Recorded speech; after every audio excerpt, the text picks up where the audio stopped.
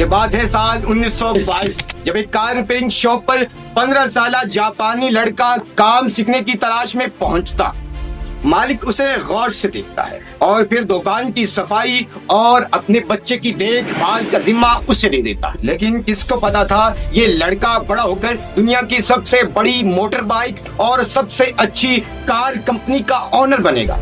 ये बच्चा था सोजाइरो होंडा, जो कि होंडा कंपनी का मालिक बना। कहानी शुरू होती है जापान के एक छोटे से गांव शिजुओका से, जब साल 1906 में एक लोहार के यहाँ सोजाइरो होंडा की पैदाइश होती, जो अपने 8 बच्चों में से 5 को बीमारी की वजह से पहले ही खो चुके थे। इसलिए सोजाइरो होंडा से कुछ ज्यादा ही उम्मीदें लगाकर बैठी थी। सोजाइरो होंडा का दिल पढ़ाई में तो बिल्कुल ही नहीं लगता था, लेकिन अपने वालिद के साथ रिपेयरिंग के काम में कुछ ज्यादा ही दिलचस्पी लिया करते थे। ये बात है साल 1914 की, जब 8 साल के होंडा एक मैदान में खेल रहे थे तो उसी वक्त उनको 4 पहियों पे चलती एक मशीन नजर आती है। ये फोर्ड का मॉडल टी था। उसी वक्त होंडा हैरान हो जाते हैं, उनके दिलो दिमाग पर हावी हो जाता है। वो 24 घंटे इसी के बारे में सोचने लग जाते हैं। इन दिनों में जापान में साइकिल काफी मशहूर हो रहा था। साइकिल की रिपेयरिंग के लिए उनकी दुकान पर लोगों की कतारें लग रही थी। हजारों और रिपेयरिंग से उन्हें अपने वालिद के साथ लगाया करते थे और खुद कोशिश किया करते थे कि वो भी मैकेनिकल रिपेयरिंग का काम जल्द अज जल्द सीख सके। तो कहीं से पता चलता है कि आर्ट स्मिथ नामी एक साइंसदान अपने बायप्लेन को उड़ाने के लिए तजर्बा करने लगा है और उसने पब्लिक को भी दावत दी है। तभी वो फैसला करते हैं कि वो जरूर जाएंगे। वो अपनी दुकान से कुछ पैसे लेते हैं और साइकिल पर 20 किलोमीटर का सफर तय कर मिलिट्री ए लाइन पर पहुंचते हैं। लेकिन जब मिलिट्री ए लाइन पहुंचे तो एंट्री के लिए उनके पास पैसे न थे, तो वो एक दरख्त पर चढ़ गए और वहां से शो देखने लगे। 15 साल की उम्र में न्यूज़पेपर में होंडा को एक एड दिखा, जिसमें आर शोकाई नामी ऑटोमोबाइल कंपनी ने एक टेक्नीशियन हायर कर रखा था। सोजाइरो होंडा ने बगैर कुछ सोचे समझे वहां अप्लाई कर दिया और इत्तेफाक से उन्हें पॉजिटिव रिस्पांस भी मिला। लेकिन वो तब शॉक होते हैं कि जब उनका हुलिया देखकर उस ऑटोमोबाइल कंपनी का मालिक उन्हें सफाई के काम पर लगा देता है और साथ साथ अपने बच्चे की देखभाल का जिम्मा भी दे देता है। सोजाइरो होंडा ये काम करना तो नहीं चाह रहे थे, मगर वो वापस गांव भी नहीं जा रहे थे क्योंकि उन्हें शर्मिंदगी महसूस हो रही। सोजाइरो होंडा दिल ना करते हुए भी सफाई भी करते और साथ देखभाल भी करते और साथ ही साथ अपने मालिक से रिक्वेस्ट करते कि उन्हें रिपेयरिंग का काम दिया जाए। इसी दौरान टोक्यो में खौफनाक ज़ल्ज़ला आता है कि जिससे बहुत बड़ी तबाही होती है और सारे टेक्नीशियंस अपने घरों की रिपेयरिंग के लिए लौट जाते हैं। इसी दौरान ऑटोमोबाइल रिपेयरिंग कंपनी में स्टाफ की कमी पड़ जाती है, जिसकी वजह से होंडा को मौका मिल जाता है रिपेयरिंग का।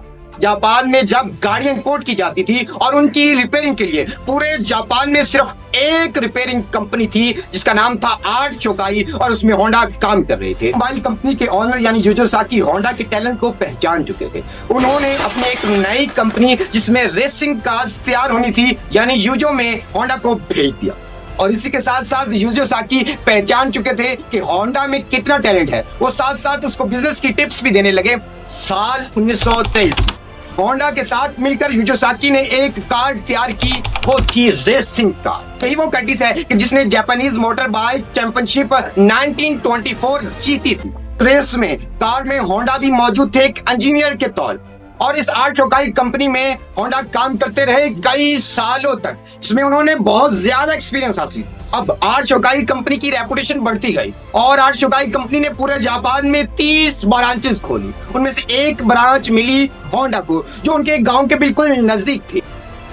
उसके बाद उन्होंने 30 बंदों की टीम हायर की कि जब होंडा को बहुत ज्यादा पजीराई मिलना शुरू हो चुकी थी। सफाई करने वाले और देखभाल करने वाले होंडा अब एक सक्सेसफुल ऑटोमोबाइल शॉप चला रहे थे। होंडा का शौक रेसिंग में भी बढ़ने लगा। उन्होंने 120 किलोमीटर पर आवर पर चलने वाली रेसिंग कार डिजाइन की, जिसका रिकॉर्ड अगले 20 साल तक कोई भी नहीं तोड़ पाया। आता है साल 1936 जब होंडा की जिंदगी में एक खौफनाक हादसा होता है।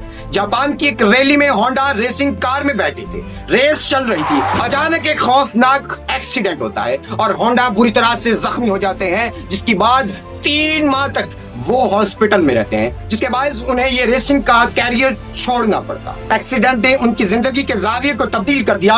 उन्हें महसूस हो चुका था, उनके लिए ये वेकअप कॉल थी कि ये छोटा काम उनके लिए नहीं, उन्हें तो कुछ दुनिया में बड़ा करना है, कुछ नई चीज बनानी। कल के बाद फौरन पहुंचते हैं आर्ट शोकाई कंपनी के मालिक के पास और उनसे दरखास्त करते हैं कि हमें सर्विस के अलावा प्रोडक्शन का काम भी दिया जाए। दरअसल होंडा चाहते थे कि वो ब्रांच जो अकेले चला रहे हैं वो एक सेपरेट कंपनी बन जाए और उसमें पिस्टन रिंग की प्रोडक्शन कर सके। लेकिन होंडा तो ख्वाब देख चुके थे, उन्हें तो कामयाब होना था, उन्हें एक नया काम करना था। होंडा तो ड्रीम देख चुके थे, वो तो अपना ख्वाब देख चुके थे। उन्होंने अपने एक दोस्त के साथ मिलकर टोकाई सिटी हैवी इंडस्ट्री बनाई, जहां उन्होंने पिस्टन रिंग प्रोडक्शन का काम शुरू कर दिया। वो साल 1939 यानी 1939 तक बगैर थके 2 साल लगातार काम करते हैं। अब होंडा ने आर्ट शोकाई कंपनी को छोड़ा और अपने पिस्टन रिंग के डिजाइन को प्रमोट करने के लिए काम शुरू कर दिया। उन्होंने बहुत मेहनत की, डिजाइन बहुत कंपनियों के पास लेकर गए, लेकिन सभी रिजेक्ट हो रहे थे। अब उनको लॉस हो रहा था, लेकिन उसी दौरान उन्हें टोयोटा से एक प्रपोजल मिलता। टोयोटा की कंपनी के स्टैंडर्ड के मुताबिक नहीं थे, जिसकी वजह से वो बहुत परेशान। अब होंडा ने फैसला किया कि वो अपनी खामियों और गलतियों पर एक नजर डालेंगे। उन्होंने डिफरेंट यूनिवर्सिटीज और प्रोफेसर से राब्ता किया और अपनी खामियों को जाना। उसके बाद होंडा ने फिर काम किया और होंडा ने इस बार कमाल कर दिया। इस बार टोयोटा से तो ऑर्डर मिला ही, साथ साथ पूरे मुल्क में उनको ऑर्डर्स भी मिलना शुरू हो गए। अब होंडा का काम अच्छा चल रहा था, होंडा का पूरे मुल्क से ऑर्डर्स मिल रहे थे। होंडा को चाहिए थे 2000 आदमियों की एक फौज, होंडा ने हायर भी कर ली। होंडा ने एक प्लांट भी लगा लिया, लेकिन अब एक मसला बाकी था, एक मसला दरपेश आया। अब जंग शुरू हो जाती है वर्ल्ड वॉर 2 1941 में, जिसमें उनके ज्यादातर एम्प्लॉइज बुला लिए जाते हैं, जिनकी वजह से उनका काम अब सुस्त पड़ने लगा। इसके बाद एक और खौफनाक हादसा होता है कि अमेरिका ने एटम बम गिराया और होंडा की कंपनी जलकर राख हो गई। इसी के साथ एक और खौफनाक ज़ल्ज़ला आया, जिसकी वजह से होंडा की दूसरी कंपनी मट्टी में मिल गई। अब सब कुछ खत्म हो चुका था, कुछ भी नहीं बाकी था, ना होंडा की कंपनी और ना ही उनका कैरियर। लेकिन होंडा हार मानने वाले कब थे? उन्होंने अपनी फैक्ट्री के बचे कुछ सामान को जमा किया और टोयोटा को 4,50,000 येन में फरोख्त कर दिया और अब बनाया एक टेक्निकल इंस्टीट्यूट। जंग और जल्जले की वजह से जापान की माइशत बिल्कुल तबाह हो चुकी थी। अब लोगों के पास खाने को न खाना था और फ्यूल तो दूर की बात, अब ज्यादातर लोग पैदल सफर करने पर मजबूर थे या साइकिल इस्तेमाल कर रहे थे। इसी दौरान जापान के लोगों को चाहिए थी एक सस्ती व्हीकल। अब होंडा के दिमाग में एक आइडिया आता है। होंडा मंगवाते हैं मिलिट्री के पुराने इंजन्स और उन्हें फिट करते हैं साइकिल्स पर, जो कि एक नया काम था। अब उन्होंने अपना एक डिजाइन तैयार कर लिया था, लेकिन बुल्क प्रोडक्शन के लिए उन्हें चाहिए थे पैसे। करने के लिए उनके दिमाग में एक और आइडिया आया। उन्होंने 3000 लोगों को प्रपोजल भेजा और अपना डिजाइन दिखाया। अब किस्मत की देवी होंडा पर मेहरबान होने वाली थी। उन्हीं सभी यानी कि 3000 लोगों ने उस प्रपोजल पर एग्री किया और उसकी प्रोडक्शन शुरू हो गई। अब उनकी कंपनी को ज्वाइन करते हैं फिजियो प्रमोटर के तौर पर। वो उन्हें मुख्तलिफ आइडियाज देते हैं और बिजनेस टिप्स बताते हैं। कोलैबोरेशन से एक मोटर बाइक माज़े वजूद में आती है, वो थी होंडा टीटर, जो फुली फ्लैश थी और ये मोटर बाइक वजनी।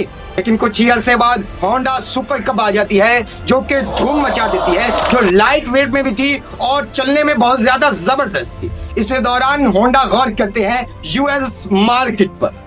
होंडा ने एक एक्सट्रीमली लार्ज एड कैंपेन चलाई, जिसमें लिखा था you meet the nicest people on a Honda, जो कि एक सक्सेसफुल कैंपेन थी, जिसकी वजह से यूएस कंपनी पर छाने लगे थे होंडा। और इस बाइक का ऐसा जादू चला कि फैमिलीज और नौजवानों की पहली पसंद बन चुकी थी होंडा सुपर कब मोटर बाइक। 1964 के आते आते अब अमेरिका की हर सड़क पर दूसरी बाइक होती थी सोजाइको होंडा की बाइक। अब होंडा की कंपनी दुनिया की सबसे बड़ी मोटर बाइक बनाने वाली कंपनी बन चुकी थी। अब होंडा की कंपनी की प्रोडक्शन पहुंच चुकी थी 10 लाख के करीब। लेकिन होंडा का एक ख्वाब जो उन्होंने बचपन में देखा था, वो पूरा होना बाकी था, एक ग्रैंड ऑटोमोबाइल कंपनी का। उन्होंने फैसला किया कि वो एक बनाएंगे अफोर्डेबल कार। लेकिन उस वक्त टोयोटा और निसान जैसी कंपनियां मौजूद थी। लोगों ने उन्हें मशवरा दिया कि आप इस रिस्क में ना पड़े, लेकिन होंडा तो थे ही रिस्क टेकर। होंडा ने रिस्क लिया और उन्होंने पहली कार बनाई T360।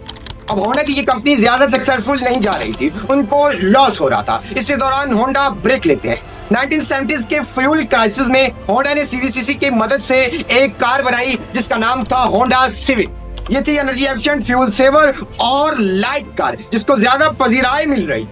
होंडा की ये टेक्निक और ये मॉडल इंतहाई जबरदस्त था। उसके यके बाद दिगरे होंडा बनाने लगे अफोर्डेबल और लाइट वेटेड कार्स। 1991 में जब सोचाइरो होंडा की डेथ हुई उस वक्त उनकी कंपनी की नेटवर्थ थी 92 मिलियन। होंडा ने ये अपनी इंतहाई सक्सेसफुल कंपनी अपने 3 अनस्किल्ड बेटों को देने के बजाय इंतहाई प्रोफेशनल टीम के हवाले कर दी। यही वजह है कि आज हमें रोड पर हर तीसरी गाड़ी होंडा की नजर आती है। होंडा की कंपनी जेट से लेकर रोबोट तक बना रही है। इनकी है इंतहाई सक्सेसफुल कंपनी। होंडा की जिंदगी से दोस्तों हमें यह सबक मिलता है कि हमें नाकामी से घबराना नहीं चाहिए, बल्कि नाकामी ही कामयाबी की पहली सीढ़ी है। तो मिलते हैं एक नई वीडियो में, तब तक के लिए अल्लाह हाफिज। हमारी वीडियो को लाइक कीजिएगा, सब्सक्राइब कीजिएगा, कमेंट कीजिएगा। मिलते हैं नई वीडियो में, तब